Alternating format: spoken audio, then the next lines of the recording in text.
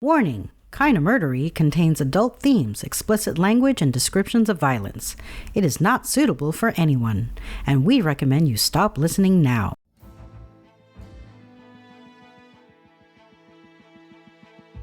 Hello everyone, and welcome to Kinda Murdery, a true crime podcast that's mostly about murder, and always about the strange and compelling stories that arise when the path less traveled twists to darkness, and those who walk its shadows surrender to violence and corruption. I'm your host, Zevin Odelberg, and we have a perilous journey ahead, so thank you for lending me your courage and good company. Happy Thanksgiving, everyone. On this day of thanks, I'd like to open with a simple statement of gratitude. I am very thankful for all of you, and for the community that we're building together. Today, I invite you to join me on a very special Thanksgiving Day edition of Kinda Murdery. I'm here to share a story of Thanksgiving murder most foul, and in case you may think that I had to work hard to find a murder story I could shoehorn into this holiday theme, I did not have to work at all. You see, Thanksgiving is the most murdery of American holidays. And I'd like to thank Philip Jett for sharing his observations on the murdery nature of Thanksgiving, which I'll share with you now. There's a link to his November 2017 CriminalElement.com article in the show notes. Here we go. Like a Norman Rockwell painting hanging prominently inside our heads, many of us cherish memories of Thanksgiving gatherings with loved ones, complemented by honey-glazed turkey and succulent desserts. A heartwarming tradition believed to have originated in 1621 by the Pilgrims, now celebrated every fourth Thursday of November since Abraham Lincoln proclaimed Thanksgiving Day a national holiday in 1863. But life is not a Rockwell painting, and the remembrances we cherish are often more glazed than the turkey that rests as the centerpiece of the holiday table. In fact, a survey compiled in 2016 found that 68% of individuals polled expected, quote, trouble during their Thanksgiving assemblage. No wonder. Reuniting with folks we rarely see, often for good reason, can evoke more dread than delight. Stresses are elevated during this time of year with deadlines, strained finances, children underfoot, and long-distance travel by plane, train, and automobile. Then, we arrive at a cramped, stuffy dwelling, only to discover crying babies, coughing and complaining elders, rambunctious children, odd strangers, and renewed sibling rivalries, infused with a heavy dose of alcohol and political conversation. Worse, what family doesn't have at least one seriously troubled member that we may hope, though we don't admit it, doesn't arrive? Take one Thanksgiving gathering in Knoxville, Tennessee in 2016. Joel Michael Guy Jr. visited his parents and sisters at his parents' house that they'd recently contracted to sell. The Thanksgiving meal went well, and the sisters returned home. But Joel attacked his parents with a knife that evening, dismembered their bodies, and attempted to dissolve the body parts in chemicals before scattering the grotesque remains about the home. I wonder if that contingency was covered in the buyer's real estate contract. Another crazed family member was Paul Maragine in 2009. After finishing off a traditional Thanksgiving meal, the family gathered around a piano to sing Christmas carols. No sooner had the piano fallboard closed than Maragine shot and killed his twin sisters, one of whom was pregnant. He also killed an aunt, a 6-year-old cousin, and wounded a sister's husband. "I've been waiting 20 years to do this," Maragine confessed to Florida authorities with relief. Though the St. Valentine's Day Massacre may hold the choicest name for a holiday clash, Thanksgiving indisputably holds the top spot for death. In 2016, 600 individuals were shot over Thanksgiving, and that doesn't include the countless stabbings and beatings, many of which go unreported. Such incidents make one consider hiring moonlighting TSA employees to screen arrivals at the front door, or asking your auntie to bring her not only famous chestnut pie, but pepper spray in case things get out of hand. But not to worry, not all Thanksgiving mayhem is so grisly. Let's review what else can happen to us this Thanksgiving, short of homicide. There are the run-of-the-mill assaults and spikes in domestic violence, which some say increased more than 20% during Thanksgiving. According to the Calorie Control Council, the average American consumes 4,500 calories on Thanksgiving Day, not to mention a heck of a lot of alcohol. Then, we go outdoors with our stretched bellies to play sports or to climb rooftops to decorate. Vanderbilt University Medical Center in Nashville sees more patients for chest pain on Thanksgiving than any other day of the year. That's not surprising, since a recent study concluded that the chance of heart attack quadruples within 2 hours of devouring a large meal. And what if your grandmother's dressing has a secret ingredient, like salmonella, or other dangerous bacteria? This author still recalls grandmother's lukewarm oyster dressing in 1978. It forced most of the family into bed that Thanksgiving Day, begging for a quick and merciful death. And let's not forget those pesky stove burns and slip of the kitchen knives that send so many of us to the emergency room. If holiday death and disaster aren't enough to curdle your custard, PETA members decry the 50 million turkeys raised on factory farms that are, quote, murdered, unquote, each Thanksgiving to grace our tables. And perhaps the most bizarre trend of all is to stampede, brawl, and even kill inside the local department store to save a few bucks on an already obsolete flat-screen TV, making it indeed a Black Friday. No wonder then that funeral directors experience more stress during the holiday season than any other time of the year. But please, don't let these gloomy ruminations of mayhem spoil your Rockwell family gathering this Thanksgiving. I'm sure it will be peaceful and joyful, and if by chance it is and you live to see Monday, perhaps you should consider giving thanks once again alone. Again, special thanks to Philip Jett for sharing his thoughts on the murdery nature of Thanksgiving. Check out the link to his article in the show notes. Now, before we get started on today's main story, a quick additional word on sourcing. Today's episode is a recounting of the until recently 30-year cold case surrounding the 1989 Black Friday murder of Mandy Stavik. The following sources prove to be of particular value. The August 2021 published opinion by the Washington State Court of Appeals denying the appeal of Mandy Stavik's murderer, who I won't name here because this story is structured as a mystery, because it was one for 3 decades, and so it's too soon to be telling you the name of the monster who took Mandy's life. Also invaluable was the July 2020 CBSNews.com article by Alex Sirkin outlining just how Mandy's murder was solved, and the September 2019 ABC News article by Sean Dooley and Njoli Francis. All sources are in the show notes, and again, as I warned in the case of the severed feet, because this story is a 2-parter, the final chapter of which will be released on Sunday, November 27th, I would advise against reading the source material now, as it will spoil the whodunit. But if you're someone who prefers to know as much as possible as soon as possible, then go ahead and read away. I like you just the way you are, so you do you. And now, if you're ready, I suggest you put your personal items underneath the seat in front of you. Stow your carry-on in the overhead compartment. Let go of the cares of the day. If the tryptophan's already doing its work and it puts you to sleep in short order in the middle of this episode, I won't take it personally, but please do make sure that your seatbelt is fastened, because there's turbulence expected ahead. Kinda Murdery, Black Friday, the mysterious Thanksgiving murder of Mandy Stavik, Part 1, starts now.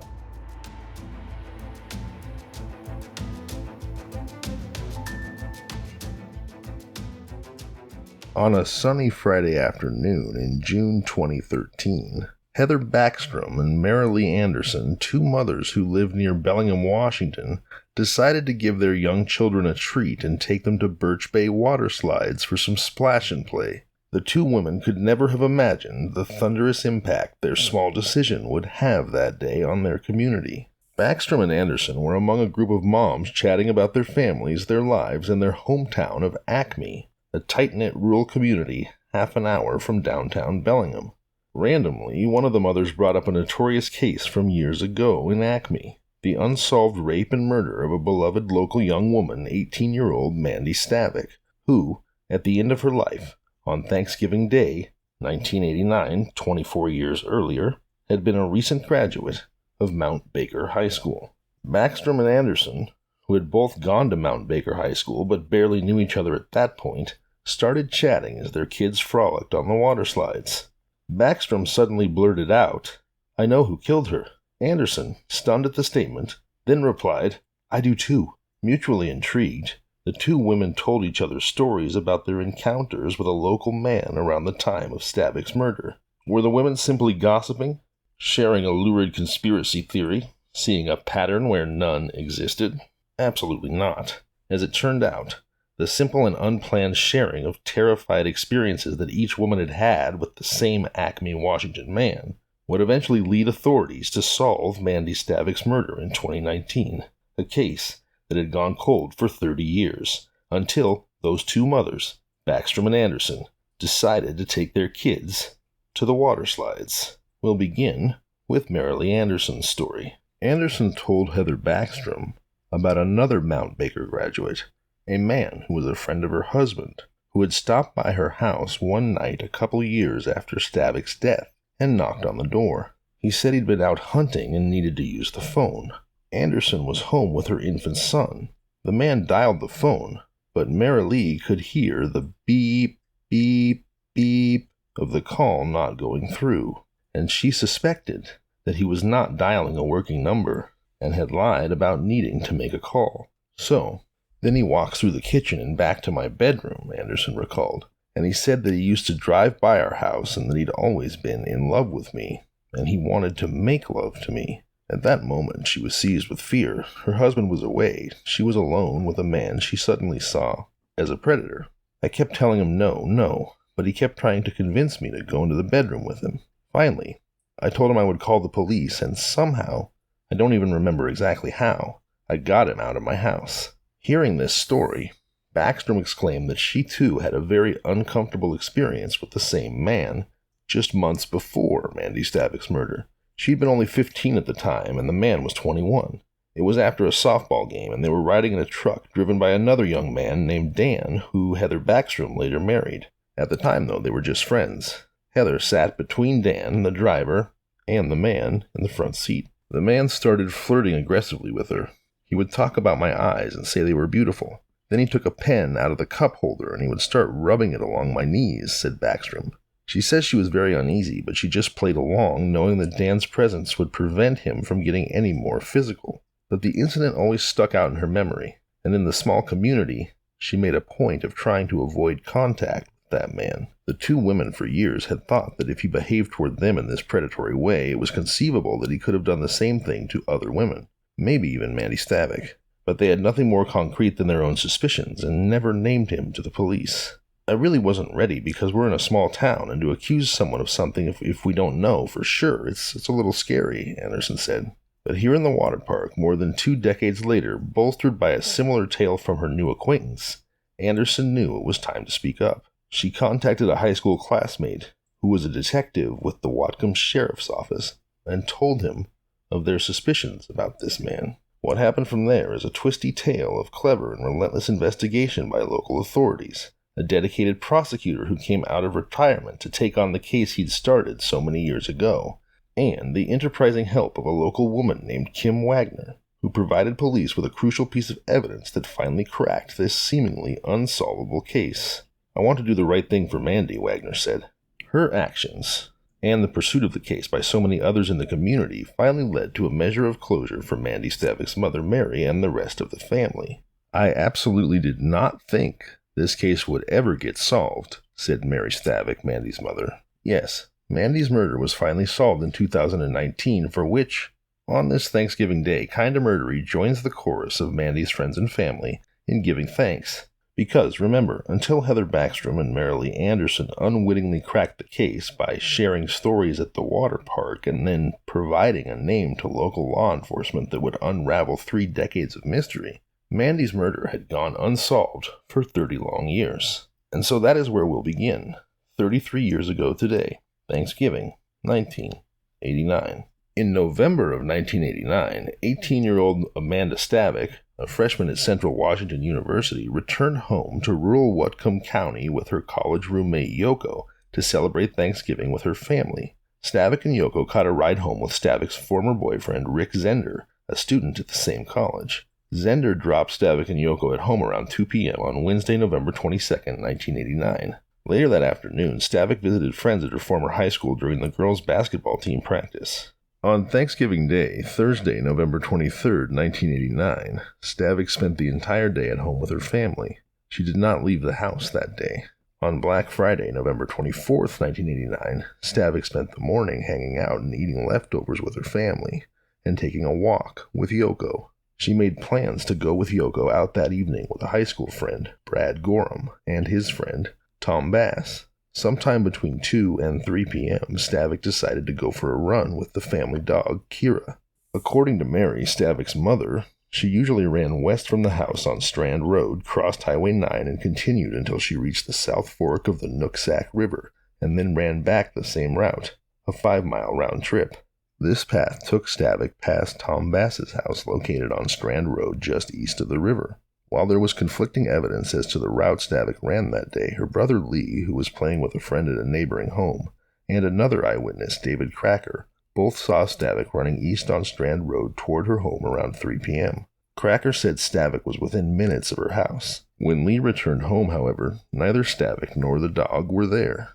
Mary, her mother, growing concerned, began calling neighbors and Stavik's friends to see if anyone had seen her. Lee and Mary went out and looked for her on the road, but were unable to find her. Not long after, the dog, Kira, returned home without Stavik. The dog cowered with tail tucked and had river silt covering part of her hindquarters. Gorham, Tom Bass, and Zender showed up to help look for Stavik when they heard of her disappearance. Around 5:30 p.m., Mary called the police, and the Whatcom County Search and Rescue and Alan Pratt, a human tracker, responded and began a widespread search for Stavik. Pratt found a disturbed spot on the shoulder of the road near the corner close to Stavik's house. There were several footfalls, possibly from 2 people, which looked like somebody had been walking or wrestling around or something.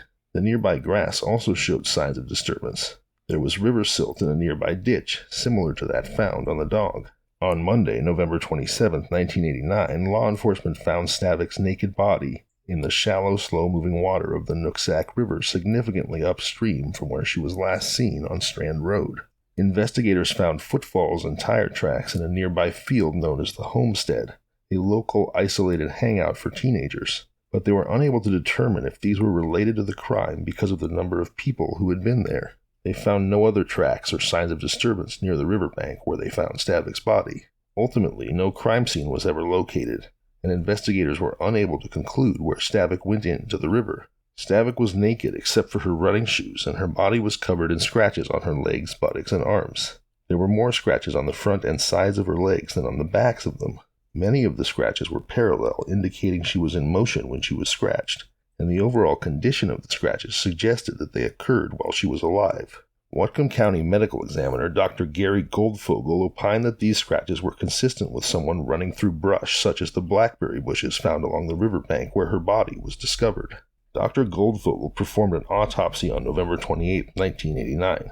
The autopsy indicated no defensive injuries to her hands, no foreign DNA under her fingernails, and no evidence of strangulation or evidence suggesting she had been bound in any way. There was, however, blunt force trauma injury to Stavik's right forehead. Dr. Goldfogel testified that the blow to Stavik's head would have caused a significant concussion, but he could not say she necessarily lost consciousness. Dr. Goldfogel opined that the injury happened immediately before or after her death because, quote, by the time her heart stops and the blood pools, these things don't occur. Dr. Goldfogel concluded that the cause of death was freshwater drowning. Based on her stomach contents, he estimated she died within 3 to 4 hours of her last meal. Stavik's family testified she last ate before she went walking with her roommate between 11:30 a.m. and 12:30 p.m. on the day she disappeared. The evidence thus suggested she died between 3:30 and 4:30 p.m. on Friday afternoon. During the autopsy, Dr. Goldfogel found semen in Stavik's vagina and, based on the sperm count, concluded sexual intercourse had occurred no more than 12 hours before her death. This evidence led the state to conclude that someone had kidnapped and raped Stavik while she was out on her Friday afternoon run, and that she had died while fleeing her captor. Dr. Goldfogel preserved the samples he collected and sent them to the Federal Bureau of Investigation and the Washington State Patrol Crime Lab for analysis. The crime lab developed a male DNA profile from the sperm. The police investigation led to several suspects whom they later excluded when their DNA did not match the DNA in the sperm sample. Eventually, the case went cold. 20 years later, in 2009, Detective Kevin Bauhay reopened the investigation and began asking for DNA samples from anyone who lived in the area or who may have had contact with Stavik near the time of her death. Over the course of the investigation, Bauhay and his team collected more than 80 DNA samples for testing. In 2013, Detective Bauhay asked one man in particular for a DNA sample. This was the same man whose predatory behavior Backstrom and Anderson had discussed at the water park. When police traveled to his home and asked him about Mandy Stavik, he appeared to be unable to remember her name. That was definitely a red flag for me, which indicated that he was obviously lying, said Bauhe. Everyone knew what the Mandy Stavik case was and that she ran by his house every day. How would he not know it? Acme Sheriff Bill Elfo said that this lie made the man shoot to the top of the suspect list. And if you'd like to find out exactly who that top suspect was, please join me here on Sunday, November 27th for Black Friday, the mysterious Thanksgiving murder of Mandy Stavik, Part 2. And now, please don't go anywhere because I'd like to share. First off, I'll remind you, as I always do, of the free 3-digit lifeline number 988 that you can call to receive immediate counseling for substance use, mental health, and suicidal thoughts. So, if you're in acute crisis, please do call 988. Program it into your phone. If you're not in acute crisis and you would just like to connect with someone, please don't hesitate to reach out to me, kindamurdery@gmail.com. I'm here, I care, and I'd love to connect with you. Also, please do remember that the world is a much better place with you in it. Secondly, as you know, I have cerebral palsy, which is a neuromuscular disorder. And I mention my disability because I want Kinda Murdery to be a community where disabled people, physical or otherwise, and not just disabled people, but really anyone who is struggling, can all feel comfortable sharing their stories. I want us to share life experience because usually when it comes to life experience that's different than our own, most of us have never even considered another person's daily reality. But once exposed to those stories, that experience, the people who are living it become real people to us, and it's my hope that we can all build empathy for each other that way. And so if you have a story to share, an experience to relate, I encourage you to do it. I thank you ahead of time for your courage, and I assure you that when you share, you'll not only be sharing for yourself, but the fact that you share will help other people to have the courage to share as well. So you'll be helping all of us. And to that end, I recently received an email from a listener named Lily in Sweden that really moved me, and I'd like to share that with you now. Lily writes, "Hello there. I've just started to listen to your podcast, and I really love it. I've noticed you say many times that you care about people. I don't suffer from the same thing that you do, but I do have many mental diagnoses like bipolar, severe personality disorder, and also severe anxiety. I feel that I have to battle with this every day, every minute. Also, it's not many people I tell this to, but I actually have a doctorate degree in forensic psychology. But after that, my mental health started to fall down. I didn't work too long as a forensic psychologist here in Sweden due to the fact that there are hardly any jobs to find here. So now my mental health is kinda shitty, to be honest. Sorry for swearing. That's okay, Lily, I swear all the time. But I'm trying to be strong. But it's not that easy sometimes, Lily says. Today would be my dad's birthday if he were alive. He died 13 years ago, and it still feels shitty, to be honest. He was my everything, my best friend, and he died when he was only 58 years old. I suffer from bipolar 2, severe personality disorder, severe anxiety, and also PTSD and some schizophrenia as well. I've not had an easy life. After Mom and Dad divorced, my dad married a woman who was really nasty to me and my little sister. There was mental and physical abuse almost daily, so it's no wonder I've turned out like this. And also, when I had my first boyfriend, he wasn't nice to me either. It was much mental and physical abuse there too. Actually, to be honest, every guy that I seem to find in my life treated me very badly. Until now. The guy I'm with now, my fiancé, is really treating me right. I think all of us deserve someone who treats us right. I have a wonderful fiancé that supports me all the time. But it's okay with me if you want to share my story on the podcast, because if I can help someone, it will all be worth it. Anyways, I just wanted to say hello and say you're doing awesome work with your podcast. I really love your soothing voice. It makes me calm. Keep doing awesome work. Best regards, Lily from Southern Sweden." Lily, thank you so much for reaching out. You're very brave to open up to the Kinda Murdery community, and I really appreciate the example you set, helping to normalize mental health challenges and let other people know that it's okay to be open about what they're going through. accepting who we are and the difficulties we face is the only way we can heal. And yes, it is scary to share because it always feels like people will judge us or think that we are somehow less than because we're not, quote unquote, normal. But that's not what we do here, and that's certainly not how I feel, how we feel. No one who struggles with mental health or physical disability is less than, is broken. In fact, you are so strong, you are so brave. Every day you face demons, challenges that most of us can't even imagine, and you persevere, and you have the courage to be your own person and to share that person with all of us. And we appreciate it so much. So thank you, Lily. Thank you for your courage. All right, everyone.